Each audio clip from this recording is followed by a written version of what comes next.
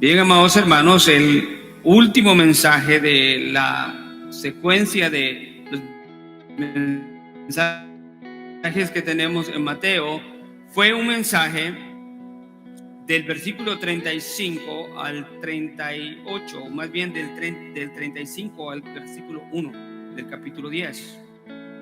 Era una unidad de pensamiento y el capítulo yo sé que lo divide en dos, pero quisiera recordar que en ese mensaje recorrimos y vimos el ministerio de Jesús llegando a un nivel o a una culminación en donde ahora Él iba a delegar a sus discípulos para que ahora ellos fueran los proclamadores o los heraldos que llevarían el evangelio del reino.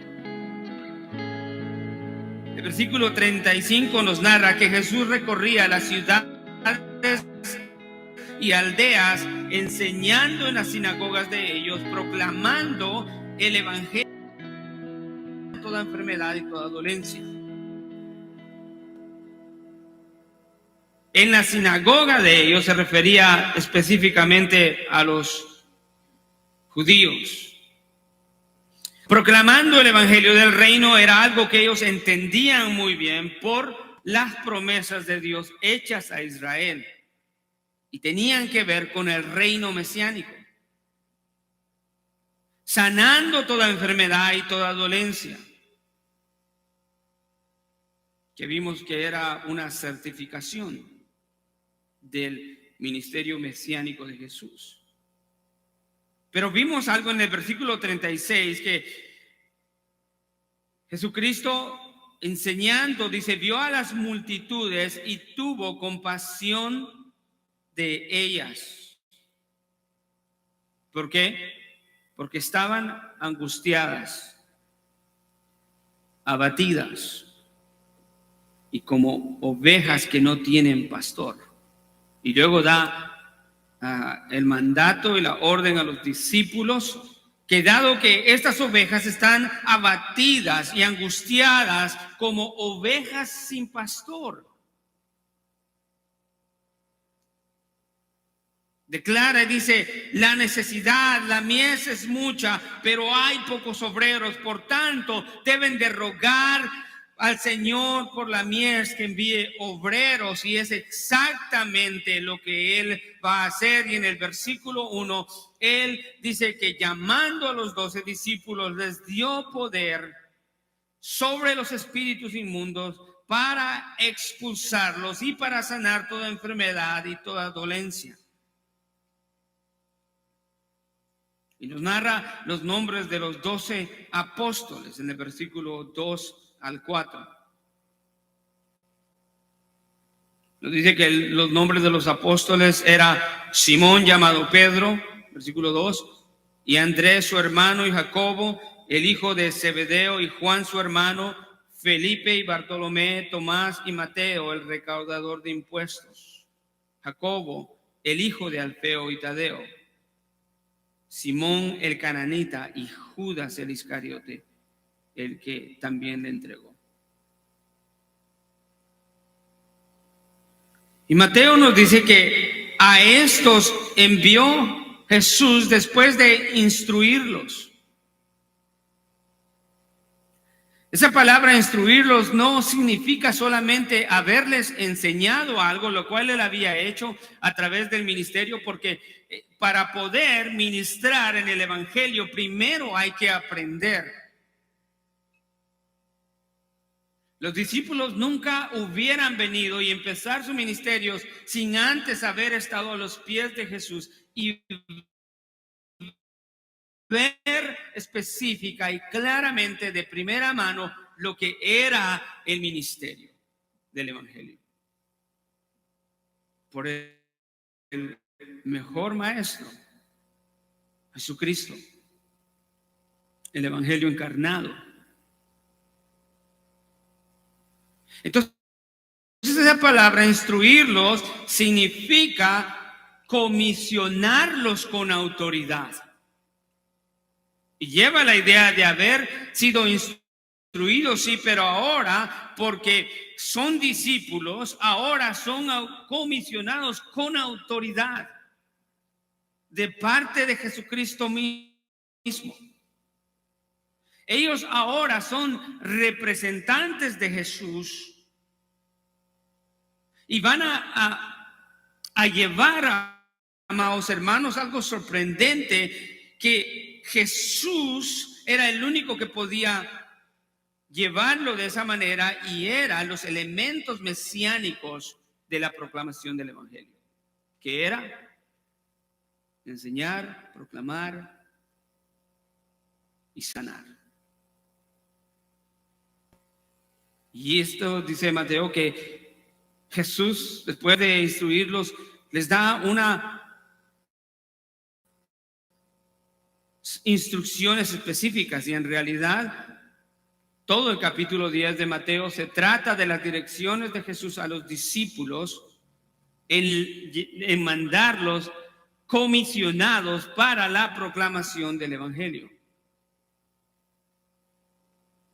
Pero hace de estos versículos que acabamos de leer a un pueblo específico, el cual será recipiente de ese mensaje del reino.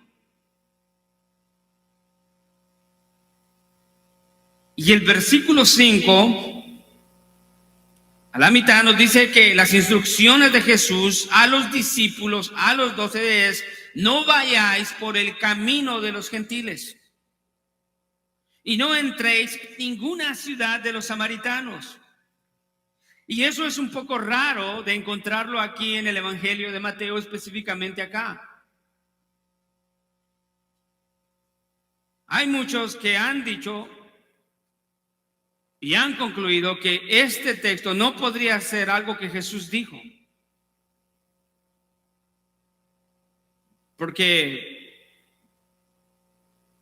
está excluyendo a los gentiles. Y más que excluir a los gentiles, dicen ellos, se está enfocando solamente en los judíos, en Israel. Y eso es exactamente lo que el texto dice. Dice: no vayáis por el camino de los gentiles y no entréis.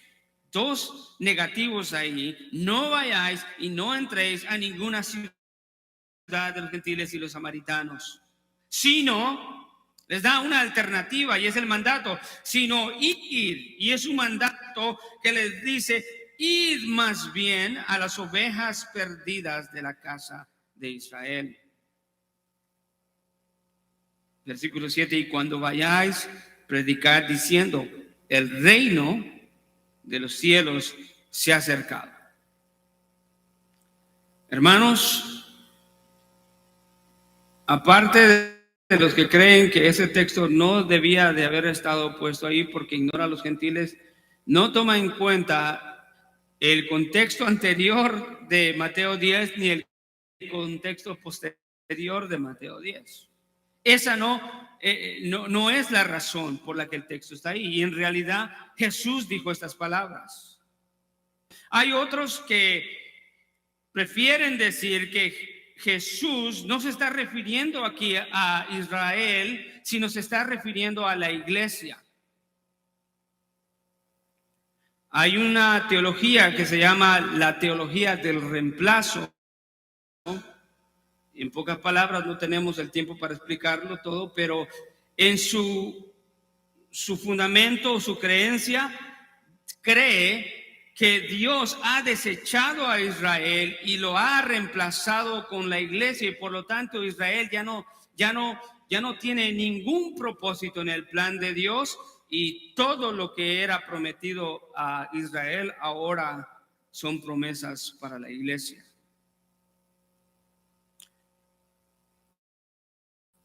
Tampoco podemos aceptar eso. Porque aceptar eso, amados hermanos, es negar la fidelidad y compasión absoluta de Dios para con aquellos con quien Él hace sus pactos. Y nosotros no queremos creer o crear un Dios que no cumple sus pactos.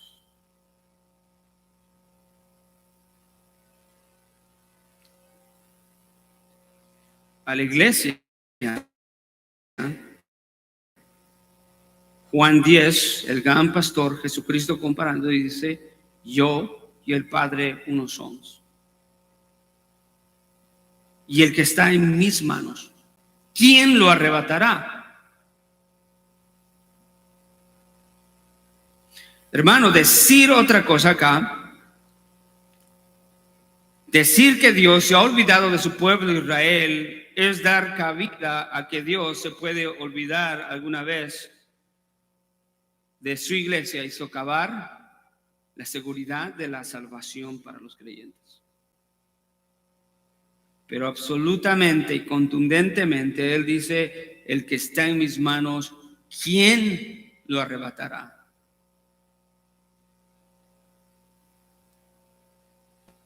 Pero qué vemos acá en estos versículos que estamos viendo entonces. Vemos, amados hermanos, la continuidad de la fidelidad de Dios y de la compasión de Dios para su pueblo. Antes de que el evangelio llegara a los gentiles, Dios le iba a dar toda la oportunidad posible a su pueblo para que escucharan y que fueran inducidos al arrepentimiento.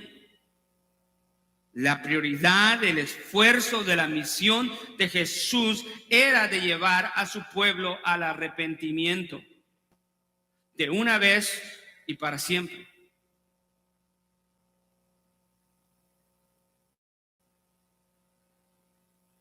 A través de la historia del trato de Dios con Israel, hemos visto cómo Dios levantó a este pueblo. Este pueblo caía en pecado, Dios lo perdonaba, le traía juicio, pero siempre que le ofrecía y le daba juicio, siempre le ofrecía esperanza de restauración. Y a pesar de que el pueblo de Dios, Israel, quebrantaba los pactos de Dios constantemente, Dios constantemente les daba juicio y al mismo tiempo les daba esperanza de restauración. Y la llegada del Mesías era la promesa del nuevo pacto absoluta y definitiva, en la cual el pueblo de Dios un día sería restaurado de una vez y para siempre a través del reino del Mesías,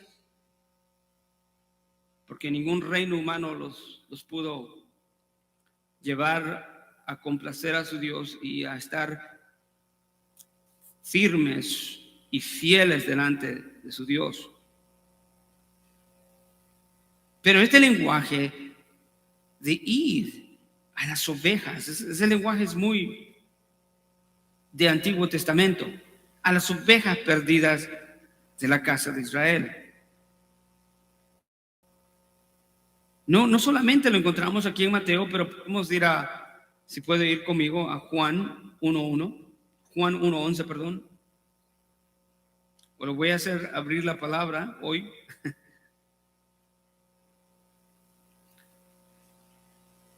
¿Lo tiene?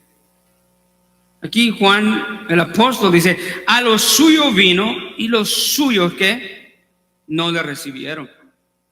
¿A quién vino? A los suyos, a su pueblo. A los suyos vino y los suyos no le recibieron. Romanos 1:16, también podemos ir a Romanos 1:16.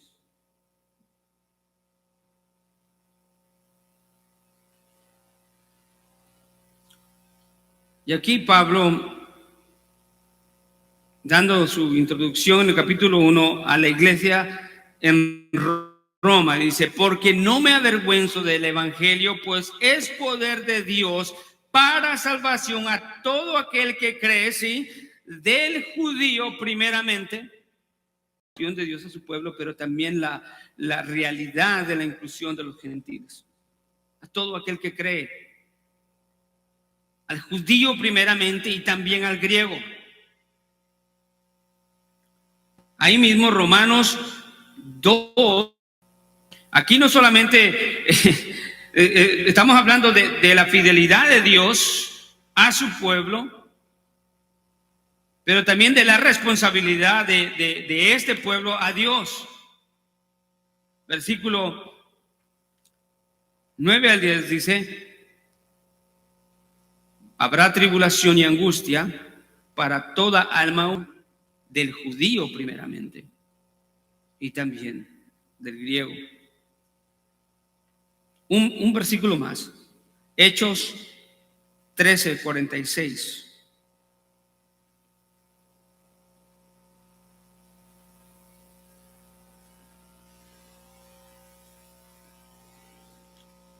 Aquí Pablo hablando y Bernabé hablaron con valor y dijeron: era necesario que la palabra de Dios os fuera predicada primeramente a vosotros, mas ya que la rechazáis y no os juzgáis dignos de la vida eterna, he aquí nos volvemos a los gentiles.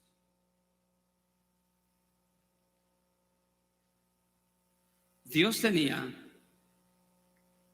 en su plan, y no solamente en su plan, sino en su designio y su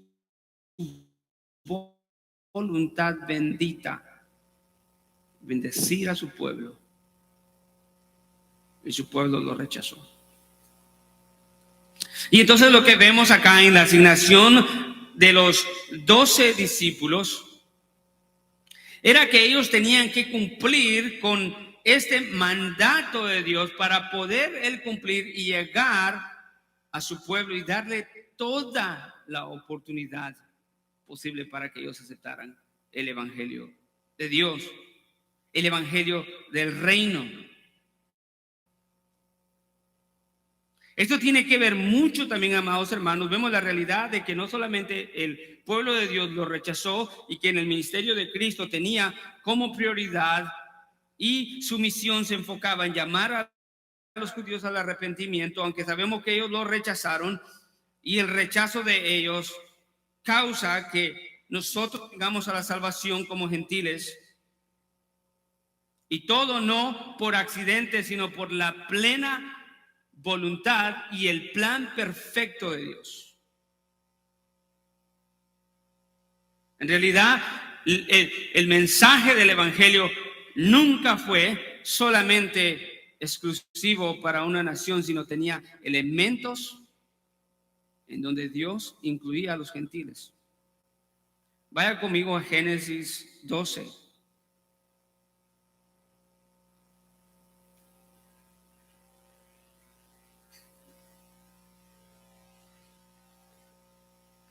Génesis 12 del 1 al 3. Y esto es el pacto Abraham, el pacto abrahámico. Y aquí encontramos elementos no solamente de promesa que anticipan, escuche, que anticipan al Mesías y que nos hablan de que el evangelio nunca en el plan de Dios estuvo solamente, exclusivamente para una etnia. Pero sí tenía su promesa con esta etnia. Y dice el versículo 1: y el Señor dijo a Abraham: vete de tu tierra, de entre tus parientes y de la casa de tu padre, a la tierra que yo te mostraré. Haré de ti una nación muy grande y te bendeciré y engrandeceré tu nombre y serás bendición. Bendeciré a los que te bendigan y al que te maldiga maldeciré. Y en ti serán benditas todas las familias de la tierra. Salió del margen geográfico de de la tierra prometida, dijo, en ti serán benditas todas las familias de la tierra. Isaías 2.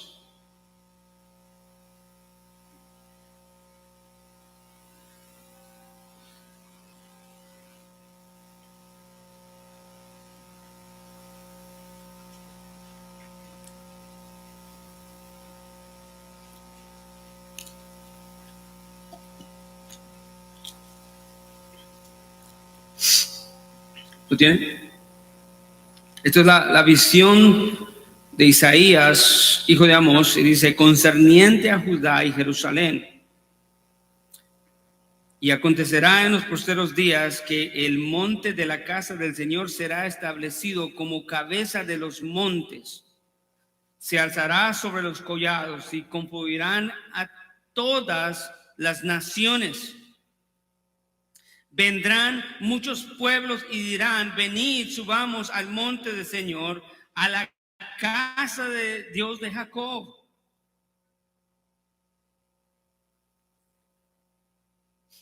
Para que nos enseñe acerca de sus caminos y andemos en sus sendas.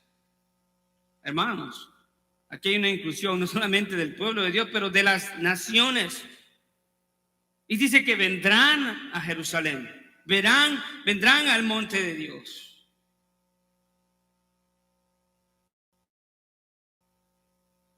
Para ser enseñados acerca del camino de Dios.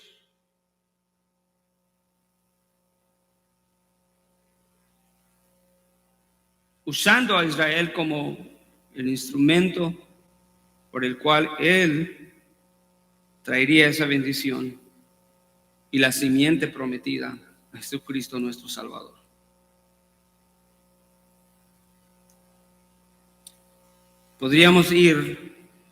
Posiblemente podríamos ir a varios otros textos, pero vamos a ir a Salmo 89, si lo puede abrir conmigo, por favor.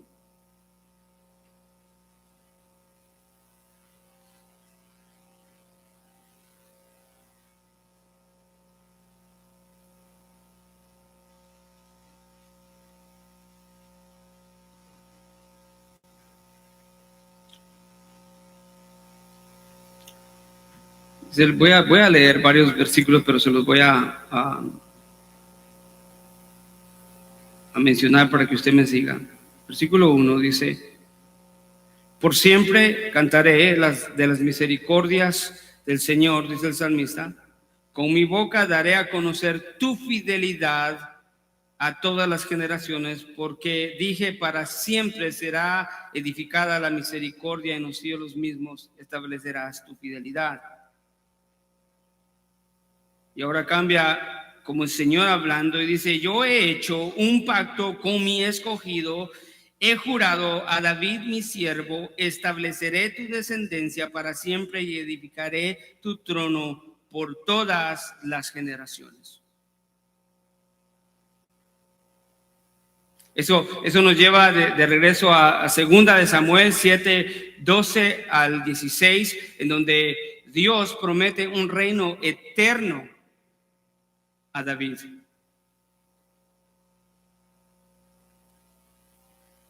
Y a través de la historia de Israel, aunque el pueblo pecaba, Dios siempre reafirmaba, traía juicio por la desobediencia, sí, pero en medio del juicio prometía restauración.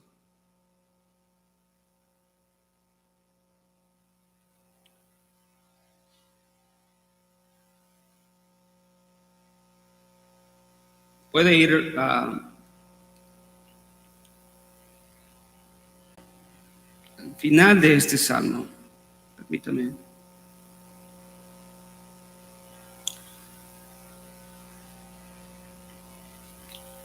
Puede tener el... Amén. Ok.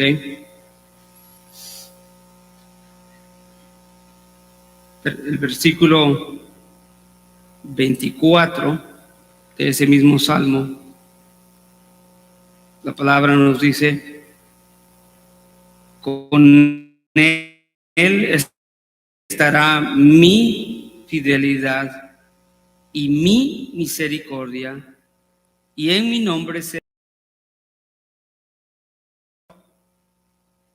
dice Dios hablando, no quebrantaré mi pacto, ni cambiaré la palabra de mis labios. Una vez he jurado por mi santidad, no mentiré a David, no mentiré a mi pueblo. Su descendencia será, ¿para qué? Para siempre. Y su trono como el sol delante de mí. Escuche, está poniendo a la creación en comparación, que el trono de David será como el sol delante de mí. Será para siempre. Le dije que no lo iba a llevar a otro texto, pero voy a llevar a otro texto. Jeremías 31, por favor.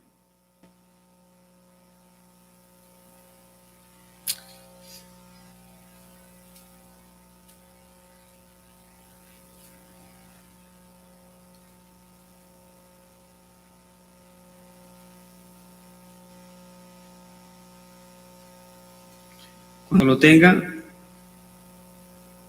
estamos...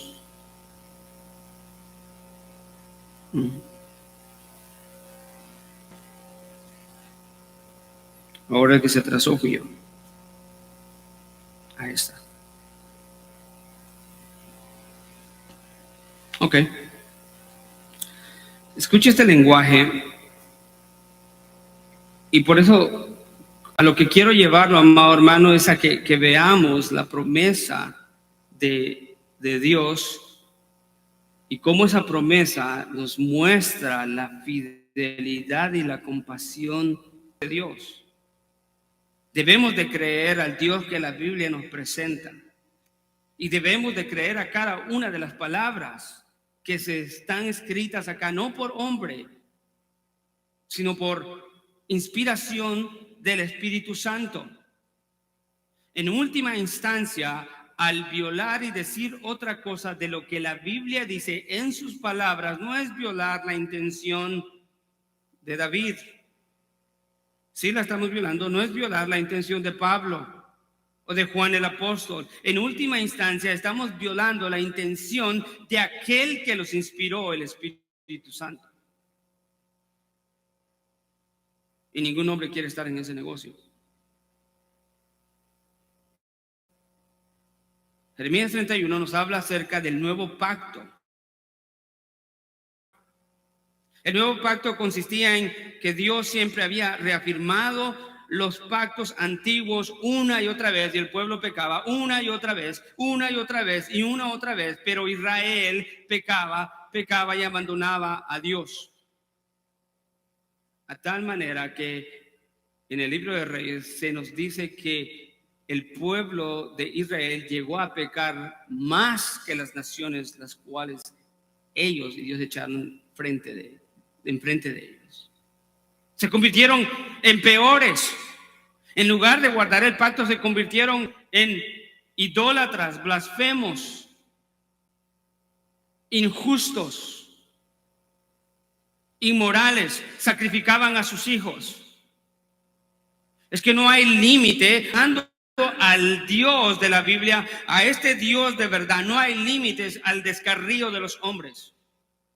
Y eso es exactamente lo que nuestro texto en Mateo 5 dice: mas ir primeramente a las ovejas perdidas, descarriadas, en otra forma de decirlo, de Israel.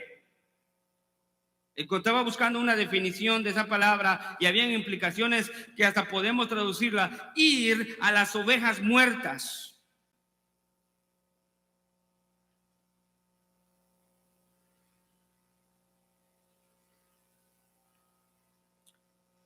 Jeremías 31:31, escucha este lenguaje de la misericordia de Dios.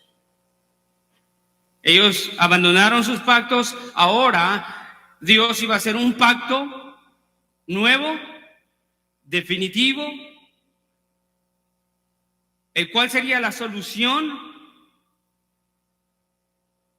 a la recurrente desviación y perdición de su pueblo. Dice el versículo 31, he aquí vienen días, dice Jehová, en los cuales haré nuevo pacto con la casa de Israel y con la casa de Judá, no como el pacto que hice con sus padres el día que tomé de su mano para sacarlos de tierra de Egipto. Él los sacó de Egipto y momentáneamente les da el pacto en Sinaí, que inmediatamente ellos quebraron. Pero aquí dice, no, ese pacto que haré con ellos no será como ese pacto que hice con ellos cuando los saqué de tierra de Egipto, porque ellos invalidaron mi pacto, aunque fui yo un marido para ellos, dice Jehová. Pero este pacto que haré con la casa de Israel después de aquellos días, dice Jehová, daré mi ley en su mente y la escribiré en su corazón, y yo seré para ellos Dios y ellos serán por mi pueblo.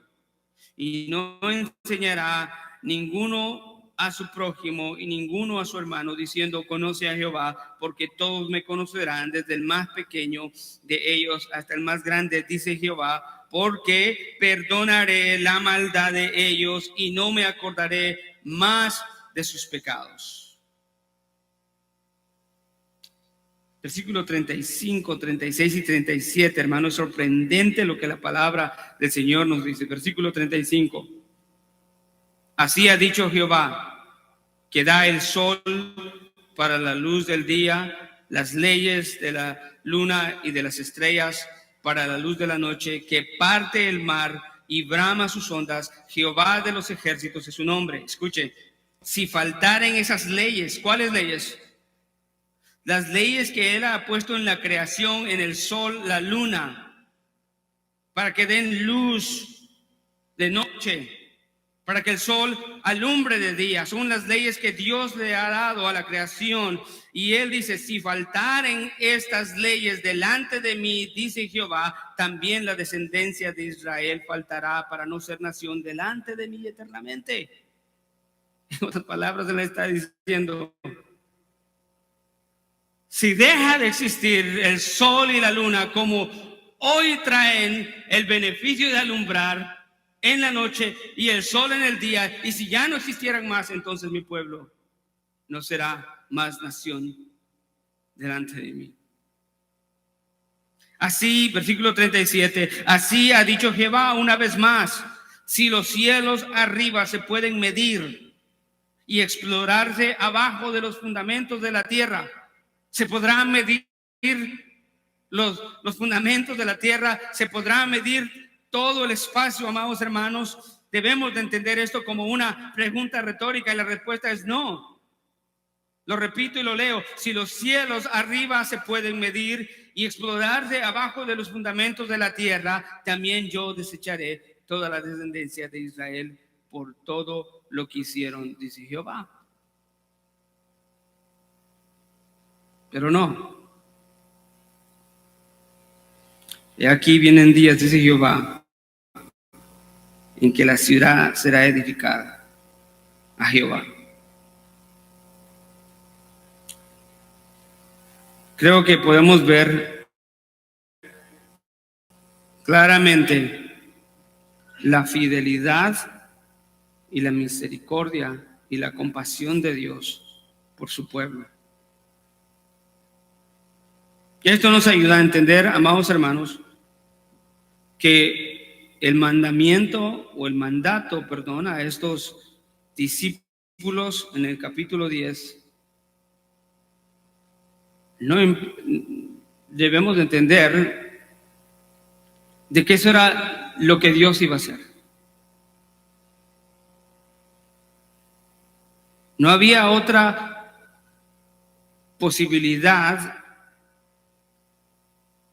de lo que Dios hiciera con su pueblo debido a su carácter y quién Él es, que es un Dios fiel, justo, sino de cumplir y restaurar a su pueblo. Y entonces esto no se trata solamente de decir que Jesús excluyó a los gentiles, porque sabemos que aquí mismo en el versículo 16 dice, mira, yo os envío como ovejas en medio de lobos, tanto sed astutos como serpientes e inocentes como palomas.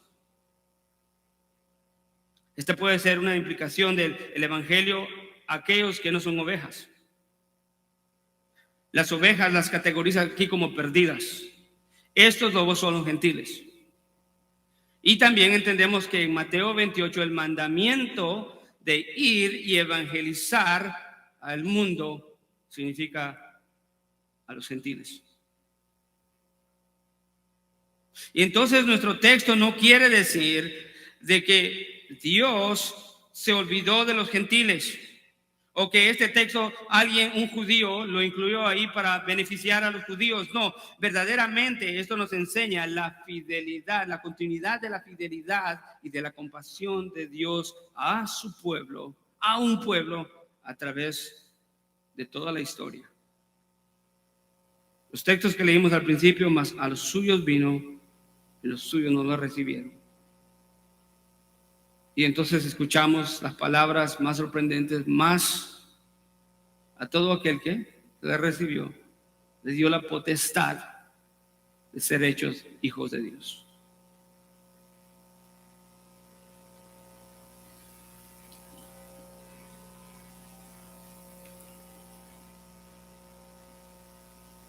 Versículo 8, sanad enfermos, resucitad muertos, limpiad leprosos. No solamente expulsar demonios, y les dice, dad de gracia, recibisteis, dad de gracia. El elemento de las sanidades y la autoridad que Él les da en este mismo capítulo, versículo 1, amados hermanos, se trata de algo extraordinario que Dios estaba haciendo con los primeros discípulos.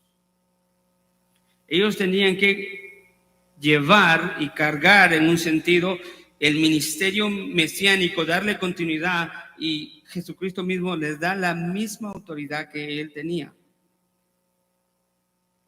¿Cómo debemos aplicar todo esto a nuestras vidas? Quiere decir que entonces nosotros como cristianos debemos de salir y evangelizar de acuerdo al mandato de Mateo 28 e ir y hacer sanidades, sanar, limpiar leprosos, resucitar muertos. No.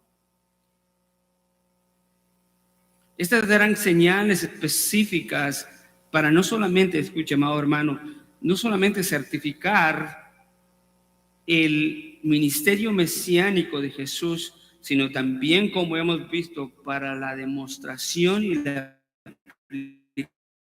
aplicación de la compasión de Dios a su pueblo.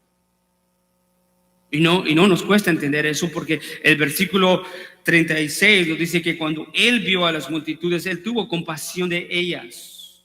Esa palabra compasión de ellas significa literalmente, se le conmovieron las entrañas, los intestinos, todo al ver el sufrimiento de su pueblo. Y en un sentido, esta misión, la cual Él les estaba dando, era una misión urgente, porque el tiempo de los gentiles vendría. Y ellos tenían que llevar el mensaje del evangelio. Iba a ser difícil. Y tenían que tener estas obras, las cuales Jesús les dio para certificar el mensaje del reino. Algo que no era común. No habían sanadores en cualquier esquina. No habían hombres que resucitaban en cualquier esquina. Pero el reino de los cielos se acercaba. Y eso lo hacía verdadero. Hacía posible estas sanidades. Hacía posible resucitar los muertos. Y vimos que eso fue lo que Jesús hizo en su ministerio. Pero aquí hay un sentido de urgencia por cual ellos debían de hacer esto. Jesús les dice, de gracia ustedes recibieron, no se les ha pedido nada, no se les ha cobrado, ustedes tampoco cobren en esto. No vayan por el mundo cobrando por la predicación y la enseñanza del evangelio. Y esa urgencia la podemos ver un poco más clara, porque aquí Jesús en el versículo 9 les dice, no se provean de oro, no se provean de plata ni de cobre para llevar en vuestros cintos. Ni siquiera de una alforja. Una alforja era una bolsa de cuero para el camino. No se provean de 2 túnicas, de 2 ropas para cubrirse, ni de sandalias, ni de bordón, porque el obrero es digno de su sustento. Algunos dicen, bueno, mira, aquí lo que Dios está enseñando, Jesucristo mismo enseñó, es que los pastores nunca deben de depender del ministerio. Y no es lo que está diciendo acá. En el contexto vemos por qué Jesús les está pidiendo esto. Porque había una urgencia. Y en la urgencia Dios les otorga la autoridad, como dice el versículo 1, Él los llamó a los discípulos y les dio poder sobre los espíritus inmundos. ¿Por qué? Porque Él quería asegurar la oportunidad completa para su pueblo, para que creyeran en el evangelio del reino. Era parte del cumplimiento de las promesas de Dios y del nuevo pacto que ahora se había realizado y no se había completado, pero había iniciado. Y eso nos dice la frase, predicar: el reino de los cielos se ha acercado. Esa palabra acercado se puede entender como el reino de los cielos ha iniciado. Entonces la urgencia es: sanen enfermos, resuciten muertos, limpien leprosos, y no lleven plata, no lleven oro, no se preocupen por todas esas cosas, porque hay una urgencia en el mensaje que llevan. Ni siquiera se preocupen por lo que han de comer, porque el obrero es digno de su alimento, de su sustento.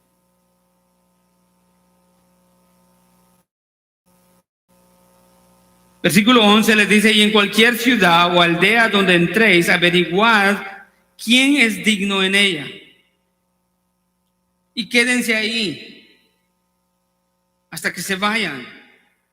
Versículo 12: al entrar a la casa, dadle vuestro saludo de paz, y si la casa es digna, que vuestro saludo de paz venga sobre ella, pero si no es digna, que vuestro saludo de paz se vuelva a vosotros. Ellos tenían que ser no solamente cuidadosos en la urgencia del mensaje de Dios, del reino de Dios, el reino de los cielos se ha acercado. Tenían que ser obedientes a los mandatos de Jesús, pero tenían que ser precavidos y saber a dónde iban a estar, a dónde iban a ir a predicar el evangelio del reino. Al pedirles que buscaran casas de familias dignas, no les estaba diciendo vayan a las casas de mejor fama, o no les estaba diciendo vayan a las casas de los más prominentes, de los que más tienen dinero, no, sino les estaba diciendo vayan y reposen allá donde aquellas personas que están más dóciles para recibir el mensaje del reino.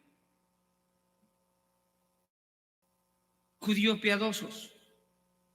Vayan con ellos, no vayan con los gentiles, no vayan con los incrédulos. Vayan con aquellos que son dignos. Direcciones específicas del Mesías que eran necesarias porque ellos no conocían ni el lugar ni lo que les iba a suceder y el costo del discipulado, pero aquel que los estaba enviando sí.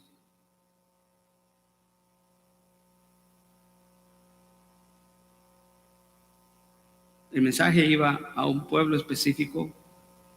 En esta narración de lo que nos está narrando Mateo, iba con urgencia, pero también iba con una advertencia. Versículo 14 dice: y cualquiera que no os reciba ni oiga vuestras palabras, al salir de esa casa o de esa ciudad, sacudid el polvo de vuestros pies. Les está diciendo, allá donde vayan y encuentren incrédulos que no reciban el mensaje del reino del Hijo de Dios que ha venido, sacan de esa casa inmediatamente y sacúdanse el polvo de los pies.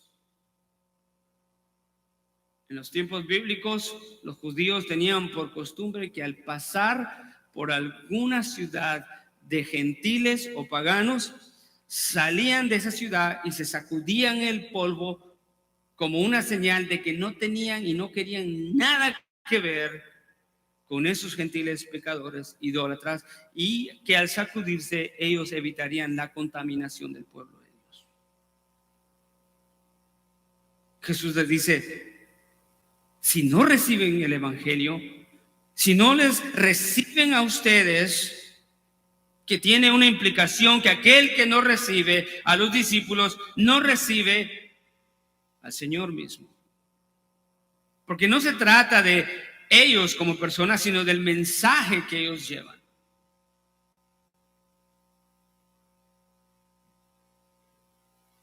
No le recibe ni oyen sus palabras.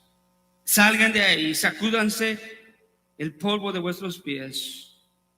Y dice esta palabra contundente y final. En verdad, esa palabra es el amén. Y lo que quiere decir ahí es: lo que les voy a decir es ciertísimo. Y no habrá duda en eso, y no habrá nada que evite esto. Amén. Esta palabra: en verdad os digo que el día del juicio será más tolerable el castigo para la tierra de Sodoma y Gomorra que para esa ciudad. ¿Sabe cómo está comparando aquí Jesús a los discípulos que proclaman el evangelio? Como a los 3 ángeles que llegaron en Génesis 18 y 19 a Abraham, y los cuales fueron a Sodoma y Gomorra, y su mensaje no fue aceptado, ni la advertencia de juicio no fue aceptada, y Dios trajo juicio, incinerando a Sodoma y Gomorra, la cual no existe hasta el día de hoy.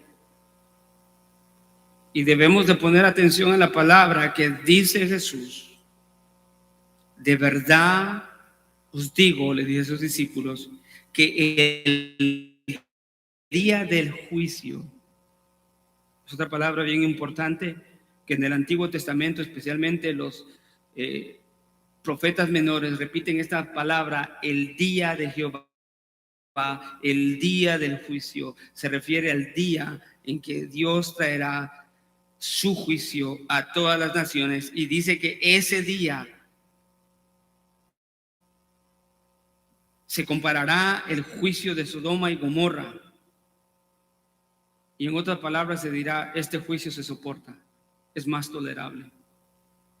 Pero el juicio de aquellos que rechazaron el evangelio del reino del Hijo de Dios será un castigo mayor.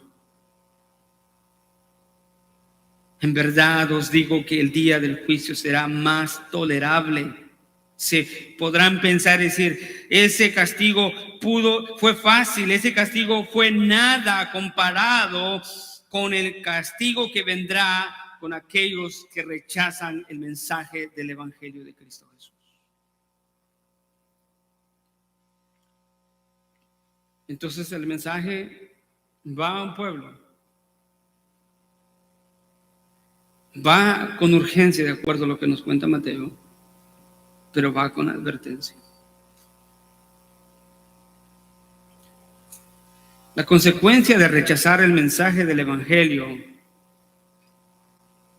no solamente es para el pueblo de Israel en esa manera, es para todo hombre. Al judío primeramente, pero también al griego, y a todo aquel que no cree. Hermanos, aquí hay mucha distancia entre el pueblo de Dios, Israel, y nosotros. Hay muchas cosas que podemos entender y aplicar para nuestra vida de este mensaje y de este texto. Dios ha escogido a hombres para que conformen parte de su iglesia. A través de la fe en Cristo Jesús, arrepintiéndose de sus pecados.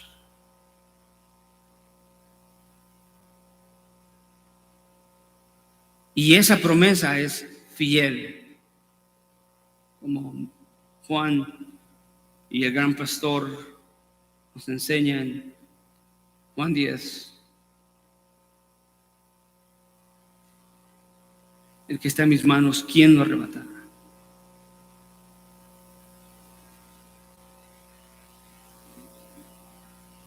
El que cree en mí, aunque esté muerto, vivirá.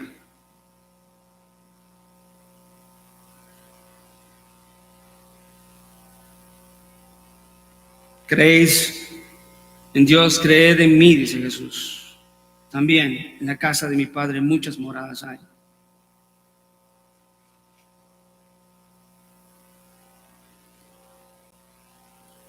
Es lo mismo.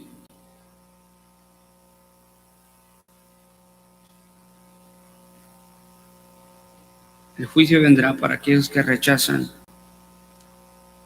el evangelio del reino. En el orden de Dios tenía que llegar a su pueblo, Israel primero.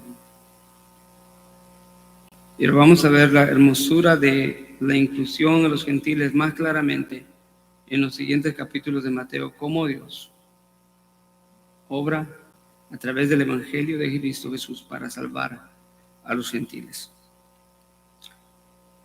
A nosotros no nos queda más que estar humillados y decir: gracias, Señor, porque por tu gracia yo soy salvo.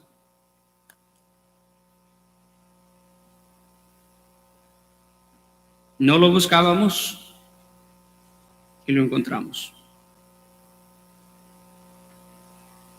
No merecíamos gracia y misericordia y la encontramos. Sea el nombre de Dios glorificado. Gracias, Padre. Padre amado, una vez más te damos gracias por tu infinita fidelidad y misericordia mostrada en tu palabra. Es asombroso, Señor, ver tu fidelidad en acción. Y vemos, Señor, que no hay nada que pueda quebrantar o romper tus pactos.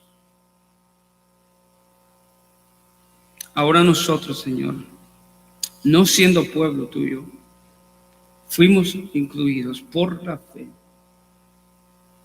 y el arrepentimiento de nuestros pecados a tu bendita iglesia, Señor, que es el cuerpo de Cristo.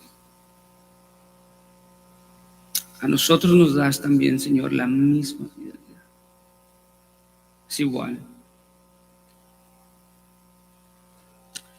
Te pedimos, Señor, que nosotros cada día te conozcamos más a través de tu palabra y que podamos ser movidos a obediencia cada día más. A una obediencia, Señor, no forzada, sino que es respuesta a un amor tan grande, a una fidelidad tan grande y a una compasión tan grande.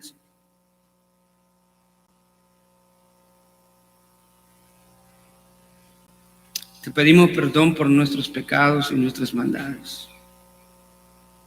Y no debemos de pensar que nosotros somos mejor que aquel pueblo que olvidó tus pactos. Porque en nuestros corazones, Señor, está el potencial vivo, Señor, de desobedecerte y olvidarte también, Señor. Te pedimos que nos ayude, Señor, en la vida cristiana diariamente. No hay nadie quien pueda categorizarse como un súper espiritual. Todos necesitamos de tu gracia y de tu misericordia. Yo confieso, Señor, que necesito de tu gracia y tu misericordia diariamente. Necesito del evangelio diariamente. Y sé que aquí, Señor, todos mis hermanos necesitan de tu gracia manifestada y de tu misericordia y del evangelio diariamente. Ayúdanos, Señor, a ser fieles, a crecer en conocimiento, servicio y fidelidad a un Dios tan digno como tú, Señor. Gracias, Padre. En el nombre de tu Hijo amado Jesucristo. Amén.